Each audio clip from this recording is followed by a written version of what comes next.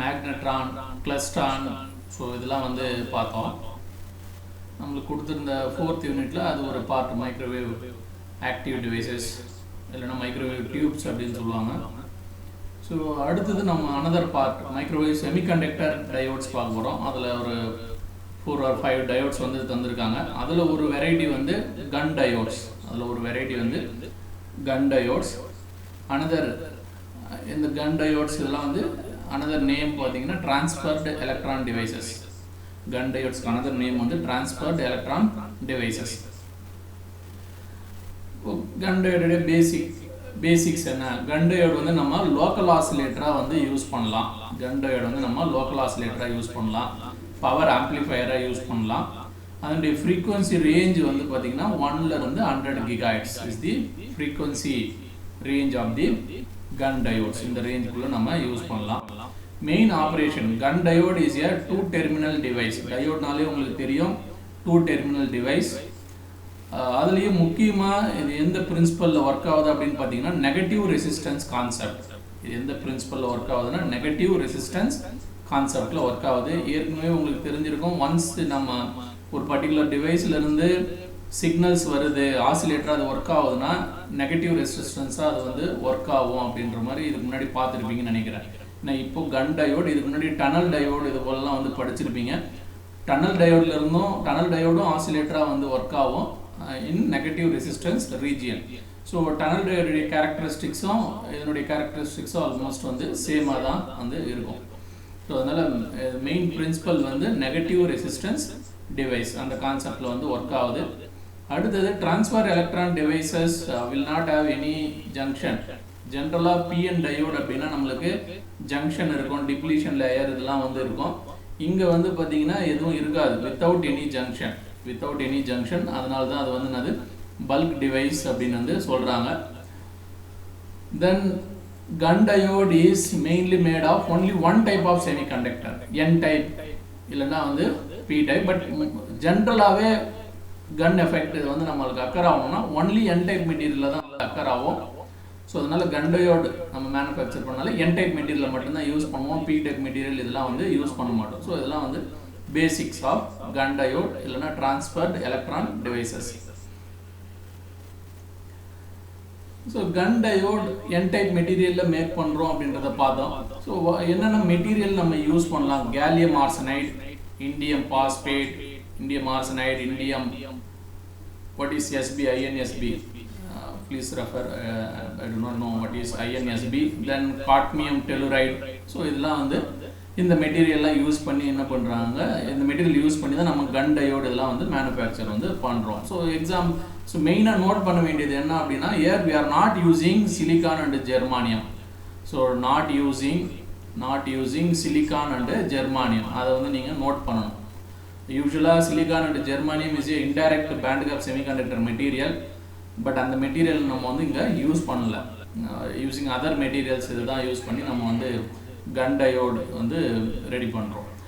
Next the gun diode exhibits ஏற்கனவே சொல்லியிருந்த negative resistance, that due dynamic negative resistance.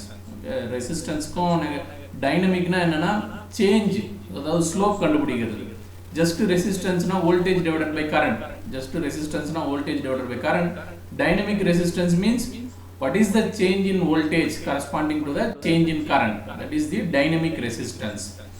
So again இந்த negative dynamic resistance வந்து எங்கே occur ஆகுது அப்படின்னு பார்த்தீங்கன்னா after certain potential. So when it is biased to a potential gradient more than the certain value known as the threshold value. That means what? Applied voltage V must be greater than V threshold. உங்களுக்கு தெரியும், ஏற்கனவே voltage இருந்தாலே ஆட்டோமேட்டிக்காக electric field இருக்கும். That means applied electric field must be greater than some electric field, that is the threshold electric field. அப்போ நம்ம apply பண்ணுற electric field ஒரு லெவலை விட அதிகமாக இருக்கும்போது தான் நம்மளுக்கு என்ன வருது, இந்த நெகட்டிவ் ரெசிஸ்டன்ஸ் கான்செப்ட் இதெல்லாம் வருது. அந்த இடத்துல தான் நம்ம இந்த கன் டயோடு வந்து யூஸ் பண்ணுறோம். நெக்ஸ்ட் கன் டயோடுடைய 3 dimensional ஸ்ட்ரக்சர் வந்து தந்திருக்காங்க. Cathode, anode and then metal contact. இங்கே வந்து பார்த்தீங்கன்னா some plus science minus science இதெல்லாம் கொடுத்துருக்காங்க. High field domain. அதாவது என்னன்னா ஜஸ்ட் நீங்கள் ஒன்ஸ் இதுக்கு வோல்டேஜ் சப்ளை பண்ணுறீங்க, எக்ஸ்டர்னலாக வந்து வோல்டேஜ் சப்ளை பண்ணுறீங்க, இது போல் சப்ளை பண்ணும்பொழுது கேத்தோட் டெர்மினலுக்கு நெகட்டிவ் ப்ரொவைட் பண்ணுறோம். அப்போ என்ன ஆகும், high number of electrons, more number of electrons வந்து இங்கே கிரியேட் ஆகும். that is called as high field domain. that is called as high field domain. Suppose நீங்கள் அப்ளை பண்ணுறது வந்து என்னது, ஏசி சிக்னலாக இருக்கும்பொழுதும் ஒரு எப்போ வோல்டேஜ் வந்து ஒரு லெவலை விட அதிகமாக போதும், த்ரெஷோல்டு வோல்டேஜ் விட, அப்போ வந்து என்னது ஹை ஃபீல்டு டொமைன் ஃபார்ம் ஆகிட்டு அந்த டொமைன் வந்து இந்த மீன் டைமில் வந்து ட்ராவல் ஆகும்.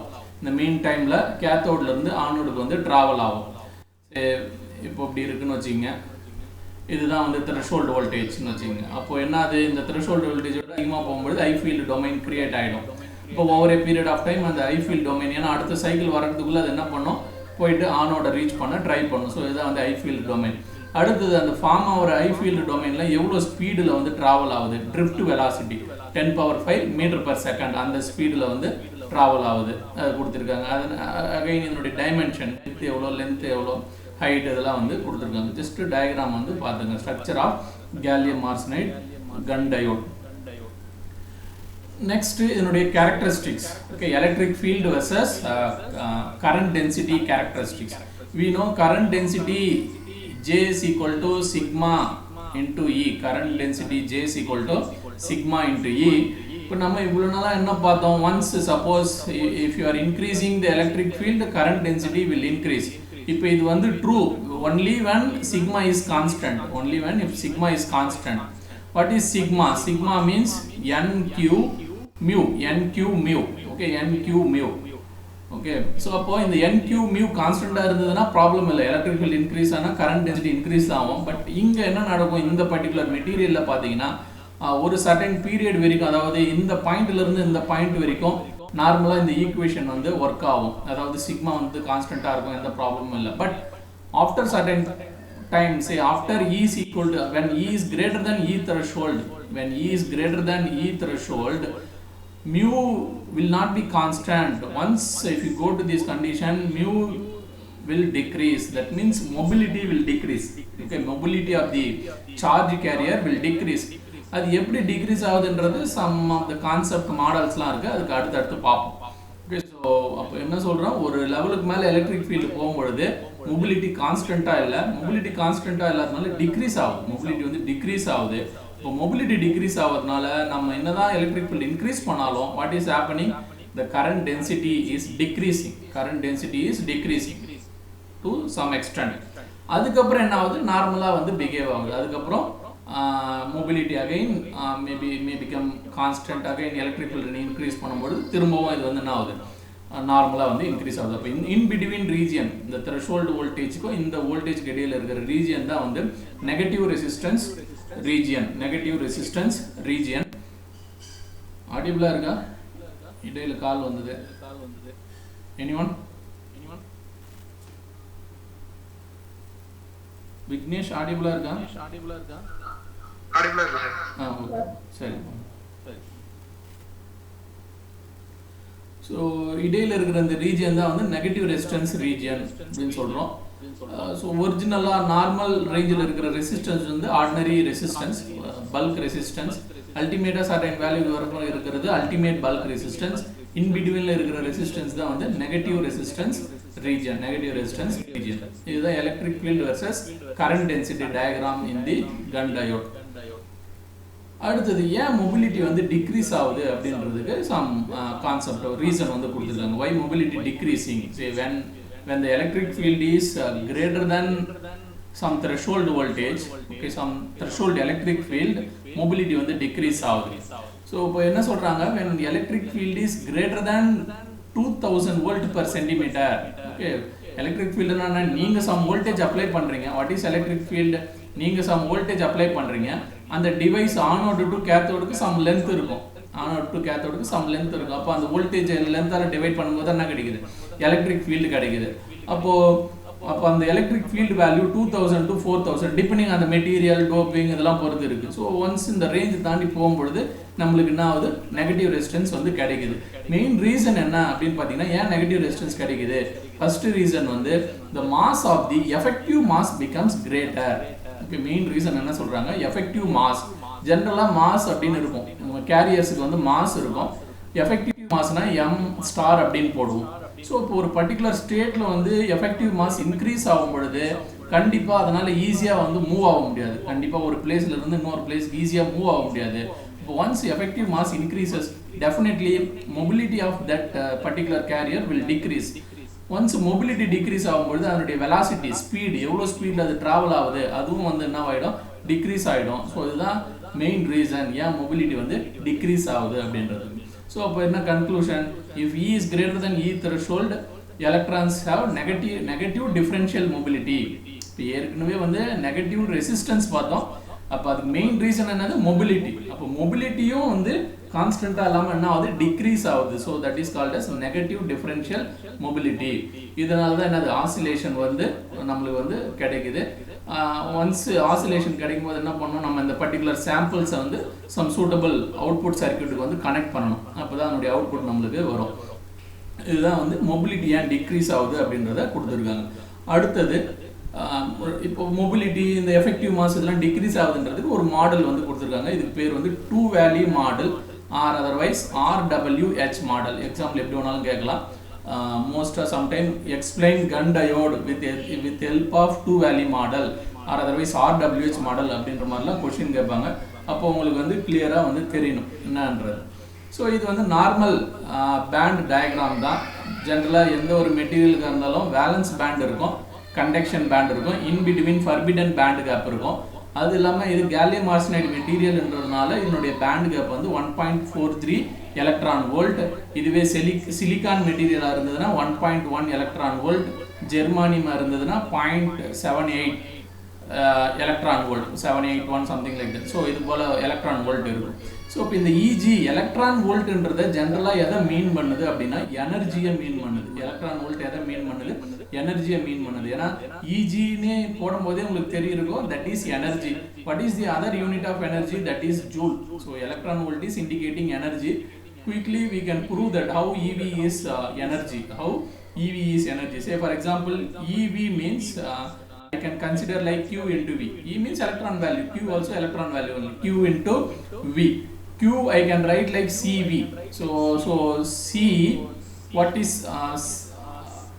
sorry, Q I can write like CV. Then I am getting CV square. உங்களுக்கே தெரிஞ்சிருக்கும் கெப்பாசிட்டரில் எனர்ஜிக்கு ஃபார்முலா என்னது, ஆஃப் சிவி ஸ்கொயர். அப்போது சிவி ஸ்கொயர்னா அது கண்டிப்பாக எனர்ஜி தான். அதாவது என்ன சொல்ல வரேன், எலக்ட்ரான் வோல்ட்னா அது some type of energy, some amount of எனர்ஜின்றதை ஞாபகம் வச்சுங்க. How much amount of energy, very simple. So electron volt, just put the electron value here and then multiply with 1 volt, then you will get the corresponding energy. That much amount of energy is there in 1 electron volt. அதுதான் வந்து இதனுடைய concept. So some energy gap.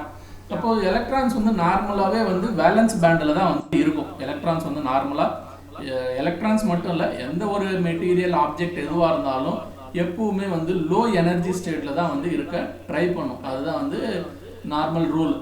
But once அதுக்கு energy அதிகமாகும் பொழுது higher energy லெவலுக்கு போக try பண்ணும். Once energy அதிகமாச்சுன்னா higher energy லெவலுக்கு போவோம். இப்போ ஹையர் எனர்ஜி லெவலுக்கு எப்படி போகணும், அதுக்கு 2 கண்டிஷன் இருக்குது. One with help of temperature போகலாம், இல்லைனா with help of applied voltage. So நீங்கள் டெம்பரேச்சர் தரும்போது அதுலேருந்து தெர்மல் எனர்ஜி வரும். அந்த தெர்மல் எனர்ஜி அப்சர்வ் பண்ணி அது மேலே போகலாம். இல்லைனா நீங்கள் எக்ஸ்டர்னலாக வோல்டேஜ் அப்ளை பண்ணுறீங்க, அப்போ நீங்கள் சம் பொட்டன்ஷியல் எனர்ஜி தரீங்க, அந்த எனர்ஜி யூஸ் பண்ணி கூட அது வந்து அது அப்பர் ஸ்டேட்டுக்கு வந்து போகலாம். ஸோ இது 2 மெத்தட் தான். சப்போஸ் டெம்பரேச்சர் யூஸ் பண்ணி போகுது அப்படின்னா அதுக்கு என்ன வேல்யூ, அதுக்குன்னு சம் வேல்யூ இருக்குது. டெம்பரேச்சர் தெர்மல் வோல்டேஜ் அப்படின்னு சொல்லுவாங்க. டெம்பரேச்சர்னால வர எனர்ஜி வந்து thermal voltage, I think 26 milli volt. So milli volt இந்த ரேஞ்சில் இருக்கும் டெம்பரேச்சர்னால வர்றது. ஸோ இப்போ அது வந்து சஃபிஷியண்ட்டாக இருக்காது. அந்த டெம்பரேச்சர்னால இதுக்கு சம் எனர்ஜி இருக்கும், பட் அது சஃபிஷியண்ட்டாக இருக்காது. இருந்தாலும் அது ஜம்ப் ஆகி மேலே போக முடியாது. அப்போ கண்டிப்பாக நீங்கள் தர எக்ஸ்டர்னல் வோல்டேஜில் தான் அது வந்து மேலே போகணும். ஒன்ஸ் எலக்ட்ரான்ஸ் வந்து வேலன்ஸ் பேண்டிலிருந்து கண்டக்ஷன் பேண்டுக்கு போகுது அப்படின்னா இங்கேயே 2 எனர்ஜி லெவல் இருக்குது. ஒன்று லோயர் வேல்யூ, இன்னொன்று வந்து அப்பர் வேல்யூ. இதில் ஸ்பெசிஃபிக்காக வந்து பார்த்தீங்கன்னா லோயர் வேல்யூவில் மொபிலிட்டி வந்து அதிகமாக இருக்குது, எஃபெக்டிவ் மாஸ் வந்து கம்மியாக இருக்குது. இது தெரியுதா ஸ்க்ரீனில் யாருக்காவது? ரொம்ப ஸ்லைட் சின்னதாக இருக்குது. Is it visible? In lower valley, mobility is 8000 centimeter square per volt second. Is it visible? Anyone? யாரோ ஒருத்தங்க சொல்லுங்க. அதே போல் அப்பர் வேலியில் மொபிலிட்டி வந்து 180 cm² per world second, effective mass 1.2. இப்போ இது ரெண்டுத்தையும் கம்பேர் பண்ணிங்கன்னா அப்பர் வேலியில் மொபிலிட்டி வந்து டிக்ரீஸ் ஆகுது, எஃபெக்டிவ் மாஸ் வந்து இன்க்ரீஸ் ஆகுது. அப்போ என்னது ஏற்கனவே சொல்லியிருக்கோம், மொபிலிட்டி டிக்ரீஸ் ஆச்சுனாலும் கரண்ட் டென்சிட்டி குறையும், எஃபெக்டிவ் மாஸ் இன்க்ரீஸ் ஆச்சுனாலும் கரண்ட் டென்சிட்டி குறையும். அப்போ என்ன கான்செப்ட் இதுலேருந்து என்ன புரியுது, at any point of time electrons வந்து நீங்கள் ஒரு வோல்டேஜ் தரும்போது எய்தர் இங்கே இருக்கலாம், இல்லைனா இங்கே இருக்கலாம், இல்லைனா இதில் பாதி இதில் பாதி இருக்கலாம், ரெண்டுத்துலேயும் பாதி பாதி கூட இருக்கலாம், இல்லைனா எல்லாமே ஒரே பிளேஸில் இருக்கலாம், இல்லைனா எல்லாமே வந்து அப்பர் வேலியில் கூட இருக்கலாம், எல்லாமே வந்து லோயர் வேலியில் கூட இருக்கலாம். இப்போ 3 ஸ்டேஜ் நம்மளுக்கு 3 ஸ்டேஜ் கிடைக்குது. ஒன்று லோயர் வேலியில் மட்டும் கூட இருக்கலாம், இல்லைனா எல்லாமே அப்பர் வேலியில் இருக்கலாம், இல்லைனா இன்பிட்வீன் ரெண்டுத்துலேயும் கூட இருக்கலாம். அப்போ இந்த ஸ்டேஜில் வந்து நம்மளுக்கு என்ன நடக்குது அப்படின்றதையும் பார்க்கணும். அடுத்தது நோட் பண்ண வேண்டியது, லோயர் வேலிக்கும் அப்பர் வேலிக்கும் இருக்கிற difference in energy level is 0.36 electron volt. 0.36 electron volt. Definitely in the energy level, in the DE energy level and then EG, இது வந்து definitely at any point of time must be greater than thermal energy. Greater than thermal energy. ஏன் அப்படின்னா thermal energy விட இது கம்மியா இருந்ததுன்னா thermal energy control பண்ண start பண்ணிடும். ஓகே, உங்களுக்கு எந்த கண்ட்ரோலும் இருக்காது. பட் இது தெர்மல் எனர்ஜி லெவலை விட அதிகமாக இருந்தால் தான் நீங்கள் வந்து என்ன பண்ண முடியும், எக்ஸ்டர்னலாக வோல்டேஜ் கொடுத்து வந்து இதை வந்து கண்ட்ரோல் பண்ண முடியும். அது வந்து அனதர் கான்செப்ட். இப்போ நம்ம இந்த சொன்ன 3 கண்டிஷன்ஸும் இங்கே இருக்கும். என்ன சொன்னேன், நீங்கள் சம் வோல்டேஜ் அப்ளை பண்ணுறீங்க, அப்ளை பண்ணும்போது எல்லா எலக்ட்ரான்ஸுக்கும் எங்கே போகிறதுக்கு சான்ஸ் இருக்குது, லோயர் வேலிக்கு மட்டும் போக சான்ஸ் இருக்குது. ஃபர்தராக நீங்கள் இன்னும் வோல்டேஜ் இன்க்ரீஸ் பண்ணுறீங்க. இப்போ ஏற்கனவே ஒரு லெவல் ஒரு வோல்டேஜை தந்தீங்க, இப்போ எல்லாமே இங்கே போயிடுச்சு. இதை வந்து இன்னும் என்ன பண்ணுறீங்க, ஃபர்தராக இன்க்ரீஸ் பண்ணுறீங்க, ரொம்ப அதிகமான வோல்டேஜ் இன்னும் இன்க்ரீஸ் பண்ணுறீங்க. அப்போ என்ன ஆகும், இதில் இருக்கிற பாதி எலக்ட்ரான்ஸ் இங்கே போக ட்ரை பண்ணும். அடுத்து தேர்ட் கேஸில் ரொம்ப அதிகமான எலக்ட்ரிக் ஃபீல்டு வோல்டேஜை தரும்பொழுது எல்லா எலக்ட்ரான்ஸுமே அப்பர் வேல்யூக்கு போயிடும். அப்போ இங்கே பார்த்தீங்கன்னா இந்த ஸ்டேஜில் உங்களுக்கு வந்து சம் கண்டக்டிவிட்டி இருந்திருக்கும், ஓகே, கரண்ட் டென்சிட்டி இருந்திருக்கும்.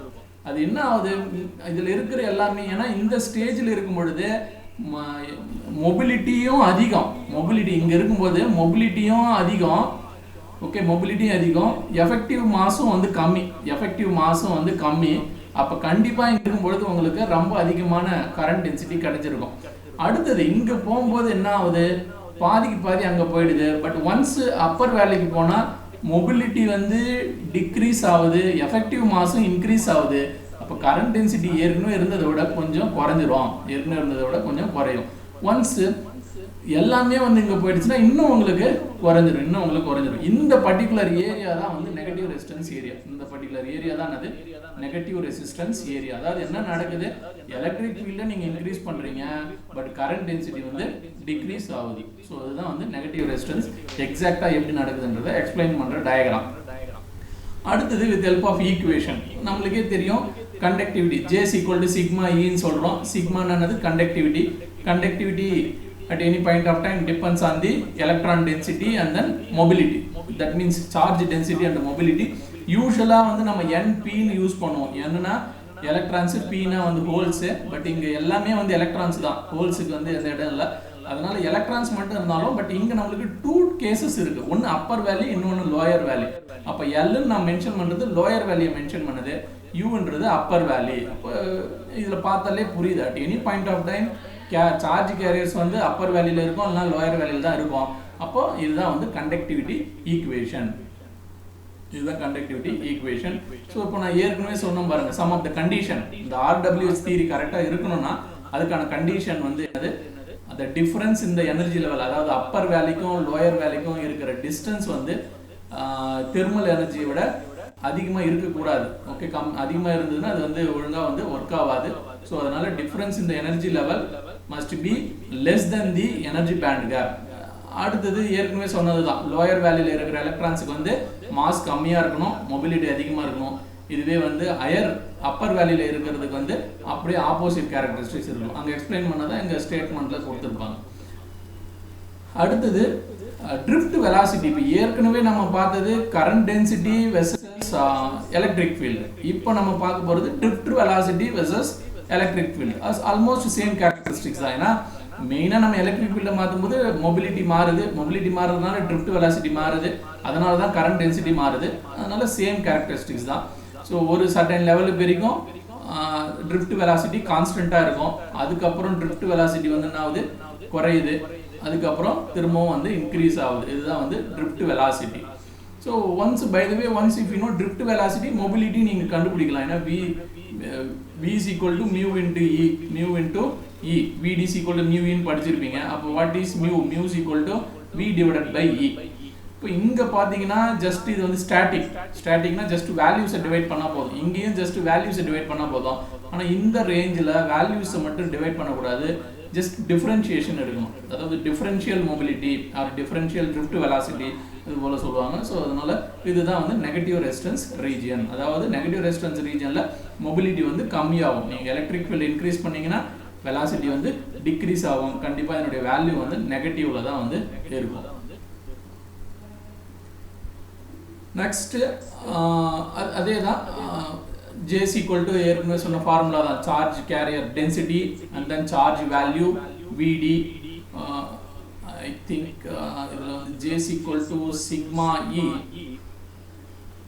NQ mu N instead of okay, this is the another formula for current density. இது ஒரு ஃபார்முலா எலக்ட்ரிக் ஃபீல்டை வச்சு போடுவோம். இது வந்து drift velocity வச்சும் போடலாம். Another formula for current density is charge density multiplied with the velocity. Charge density na another n into e, n into q. So this is the another formula for current density. So இதுலயும் dj divided by de, அதாவது current density differentiation பண்றோம். current density with respect to electric field differentiation பண்ணும்போது இது எல்லாமே e n இதெல்லாம் கான்ஸ்டன்ட்டா இருக்கு. என்ன நமக்கு வேரி ஆகுது, drift velocity வேரி ஆகுது. அதுவும் ட்ரிஃப்ட் வெலாசிட்டி வந்து என்ன ஆகுது, டிக்ரீஸ் ஆகுது. ட்ரிஃப்ட் வெலாசிட்டி டிக்ரீஸ் ஆகுது. அதுதான் வந்து கொடுத்துருக்காங்க. நெகட்டிவ் டிஃபரன்ஷியல் கண்டக்டன்ஸ் மொபிலிட்டி, அதாவது மொபிலிட்டி வந்து நெகட்டிவாக இருக்கும். அதுதான் வந்து இங்கே இது பண்ணுறோம். அதனால் கண்டக்டன்ஸும் வந்து நெகட்டிவில் தான் வருது. அதாவது நெகட்டிவ் ரெசிஸ்டன்ஸ் சொல்கிறோம், அதுக்கு ஜஸ்ட் ஆப்போசிட்டாகவும் சொல்லலாம். நெகட்டிவ் கண்டக்டன்ஸ் இதுதான் வந்து நெகட்டிவ் டிஃபரன்ஷியல் கண்டக்டன்ஸ். அடுத்து பீரியட் ஆஃப் ஆசிலேஷன். இப்போ இந்த கன் டயோடில் ஒரு கன் டயோடு இருக்கு, அந்த ஆனோட், இது வந்து கேத்தோட் அப்படின்னு, sorry this side cathode and then other side is anode. ஒரு சம் பர்டிகுலர் ஃபீல்டு டொமைன் இங்கே வந்து ஹை ஃபீல்டு டொமைன் வந்து ஸ்டார்ட் ஆகுதுங்க. நம்ம வோல்டேஜ் வந்து த்ரெஷோல்ட் வோல்டேஜ் விட அதிகமாக போகும்போது ஹை ஃபீல்டு டொமைன் வந்து ஃபார்ம் ஆகுது. அது கிராஜுவலாக ரீச் ஆகிட்டு ஆனோட போய் ரீச் ஆகிடும். அதுவும் அதுக்கப்புறம் அது சைக்கிள்ஸ், திரும்பவும் ஹை ஃபீல்டு ஜென்ரேட் ஆகும், திரும்பவும் ஆனோட போய் ரீச் ஆகும். அதே போல் high field domain near cathode generate ஆகும். ஸோ இது வந்து ஒரு சைக்கிள். அப்போ இது சைக்கிள்னு வரும்போது எவ்வளோ டைம் எடுத்துக்குது, இங்கேருந்து இங்கே போகிறதுக்கு எவ்வளோ டைம் எடுத்துக்குது, அது தெரிஞ்சதுன்னா நம்ம வந்து ஃப்ரீக்வன்சி வந்து சொல்லிடலாம். அதனுடைய ஃப்ரீக்வன்சி பீரியட் ஆஃப் ஆசிலேஷன். அதனால first period of oscillation T is equal to length of the specimen divided by drift velocity of the high field domain. Drift velocity of the high field domain. So T is equal to L divided by VD. இதுவே ரிவர்ஸில் போட்டிங்கன்னா என்ன கிடைக்கும், நம்மளுக்கு time பீரியடுக்கு பதிலாக நம்மளுக்கு வந்து frequency கிடைக்கும். அதாவது 1 செகண்டில் எத்தனை ஹை ஃபீல்டு டொமைன் பாஸ் ஆகுது, எத்தனை சைக்கிள்ஸ் வந்து நம்மளுக்கு கிடைக்குது, அதுதான் வந்து ஃப்ரீக்வன்சி. அடுத்தது what is high field domain theory. இப்போ நம்ம ஹை ஃபீல்டுன்னு சொன்னோம், அதனுடைய டொமைன், அதனோட தியரி என்ன, அதனுடைய கான்செப்ட் என்ன அப்படின்றத தந்திருக்காங்க. So the high field domain is formed with decrease in drift velocity. Very important. So எந்த இடத்துல இது ஃபார்ம் ஆகுது அப்படின்னா, இப்போது நார்மலாக வந்து இப்படி போகுது டயக்ராம், எந்த நேரத்தில் இது டிக்ரீஸ் ஆக ஸ்டார்ட் ஆகுதோ இந்த நேரத்தில் தான் ஹை ஃபீல்டு டொமைன் ஃபார்ம் ஆகுது. அதாவது எப்போ வந்து அந்த ட்ரிஃப்ட் வெலாசிட்டி டிக்ரீஸ் ஆகுதோ அப்போ தான் வந்து ஹை ஃபீல்டு டொமைன் பாஸ் ஆகுது. ஓகே, அடுத்தது அந்த ஹை ஃபீல்டு டொமைன் வந்து என்ன ஆகுது, ட்ரிஃப்ட் ஆகுது. ஹை ஃபீல்டு டொமைன் ஃபார்ம் ஆகிடுச்சு, ஓகே, நியர் தி கேத்தோட். அதுக்கு அடுத்து அது ட்ரிஃப்ட் ஆகிட்டு டைரெக்டாக போய் ஆனோட வந்து ரீச் பண்ணும். So the high field domain drift with the electrons towards anode and disappears at the anode ohmic contact. So once in the high field domain என்ன சொன்னா large number of electrons. So suddenly வந்து large number of electrons வந்து ஒரு particular node க்கு போகும்போது that will create the negative pulse. So இந்த high field domain வந்து anode, அதாவது அடுத்த எண்ட் டெர்மினலில் போய் ரீச் பண்ணும்போது ஆட்டோமேட்டிக்காக வந்து நம்மளுக்கு ஒரு நெகட்டிவ் பல்ஸை வந்து கிரியேட் பண்ணுது. ஸோ ஒன்ஸ் ரிசீவ் ஆன உடனே நம்ம எக்ஸ்டர்னலாக சம் சர்க்யூட் கனெக்ட் பண்ணியிருப்போம், அந்த சர்க்யூட்டுக்கு வந்து இந்த பல்ஸ் வந்து பாஸ் ஆகும். இதுதான் வந்து ஹை ஃபீல்டு டொமைன் தியரி. அடுத்தது கன் டயோடில் சம் மோட் ஆஃப் ஆப்ரேஷன் இருக்குது. அதை கிளாஸிஃபை பண்ணுறதுக்கு ஒரு ஃபார்முலா வந்து கொடுத்துருக்காங்க. that is n naught into L. So instead of n naught greater than L, you can remember like n naught into L. So in the n naught into L value பொறுத்து அது எந்த மோட்ல இருக்கு அப்படின்றத நம்ம சொல்லலாம். n naught னா என்னது? doping concentration. L னா என்னது? distance between the anode and cathode. Epsilon னா தெரியும், permittivity of the medium. Vd is the drift velocity. E means charge value. Mu means mobility of the electrons. Mobility வந்து நெகட்டிவ்ல போடக்கூடாது, நம்ம just பாசிட்டிவ்ல போடணும். Just magnitude நம்மளுக்கு negative மொபிலிட்டியாக இருக்கும், but அதாவது differential mobility நெகட்டிவ்ல கிடைச்சிருக்கும், இருந்தாலும் நம்ம வந்து பாசிட்டிவ்ல மேக்னிடியூட் மட்டும் போடணும். ஸோ இப்போ இந்த எல்லா வேல்யூவும் தெரிஞ்சதுன்னா நம்மளுக்கு n naught into L என்னன்றதை கண்டுபிடிக்கலாம். ஸோ எதர் n naught L தெரிஞ்சாலும் ஓகே, இல்லைன்னா இந்த வேல்யூஸ்லாம் தெரிஞ்சாலும் நம்ம வந்து இதை கண்டுபிடிக்கலாம். அப்போ ஒன்ஸ் இந்த n naught into L யூஸ்வலாக வந்து n naught into L value என்ன அப்படின்னு பார்த்தீங்கன்னா n naught into L is equal to 10 power 12 centimeter per centimeter square. 10 power 12 per centimeter square. இதனுடைய வேல்யூ வந்து 10 power 12 per centimeter square. Unit கரெக்டாக இருக்குதான்னு பார்த்துங்க. n naught னா என்னது? per centimeter cube.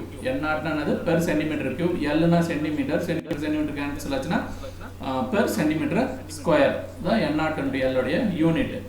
இப்போ கன் ஆசிலேஷன் மோட். இப்போ இந்த n naught L உடைய வேல்யூ 10 power 12 விட அதிகமாகவும் 10 power 14 விட கம்மியாகவும் இருந்ததுன்னா அந்த ஆசிலேஷன் நேம் வந்து என்னது? கன் ஆசிலேஷன் மோட். அந்த நேரத்தில் எவ்வளோ ஃப்ரீக்வன்சி இருக்கும் அப்படின்றது F. F is equal to என்னது? domain velocity divided by effective length of the domain. Effective length of the domain. So இதுதான் வந்து கன் ஆசிலேஷன் மோட். அடுத்தது இந்த கன் ஆசிலேஷன் மோட்ல மெனி வெரைட்டிஸ் இருக்கு. Transit time mode, delayed domain mode, coincident domain mode, and then another modes, generalized mode, limited space charge accumulation mode, stable amplification mode, bias circuit oscillation mode. So இதுபோல different modes இருக்கு. Sometime examல explain the modes of gun diode அப்படின்னு கூட 16 மார்க்ல வர்றதுக்கு possibility இருக்கு. இங்க வந்து நம்ம 4 diagram இருக்கு. இந்த 4 டயக்ராம்லயும் நீங்க நோட் பண்ண வேண்டியது என்னன்னா, டவுன்னு ஒன்று மென்ஷன் பண்ணியிருப்பாங்க. எல்லாத்துலேயுமே டவுன்னு இருக்கும். டவுன்றது டிரான்சிட் டைம். டவுன்னு என்னது? Transit time. Transit time very simple. அதாவது அந்த ஐ ஃபீல்டு டொமைன் ஃபார்ம் ஆகுறது கேத்தோடுல இருந்து ஆனோடுக்கு ரீச் ஆகுறதுக்கு எவ்வளோ நேரம் எடுக்குது, அதுதான் வந்து டிரான்சிட் டைம். இங்க கொடுத்துருக்கிற சைக்கிள்ஸ் எல்லாமே இன்புட் சிக்னல்ஸ். இன்புட்ல நம்ம கன் டயோடுக்கு இன்புட்ல ஒரு சிக்னல் தருவோம், அந்த சிக்னலை தான் இங்க மென்ஷன் பண்ணியிருக்கோம். ஸோ இந்த ஃபர்ஸ்ட் சிக்னலில் பார்த்தீங்கன்னா டைம் பீரியட் ஆஃப் த சிக்னலும் டிரான்சிட் டைமும் சேமாக இருக்கு. அடுத்த டயக்ராமில் வந்து time period of the signal is greater than the transit time. Next diagram, இந்த டயக்ராமில் வந்து பார்த்தீங்கன்னா time period is smaller than transit time. Time period is smaller than transit time. Fourth டயக்ராமில் time period is much smaller than the transit time. Fourth diagramல time period is much smaller than the transit time. இப்போ இது என்ன different எப்படி வேணாலும் இருக்கலாம். நீங்க தர input frequency வந்து எப்படி வேணாலும் இருக்கலாம். அதுக்கேற்ற போல இதில் எந்த மோட்ல வேணாலும் இது என்ன ஆகலாம், ஆப்ரேட் ஆகலாம்.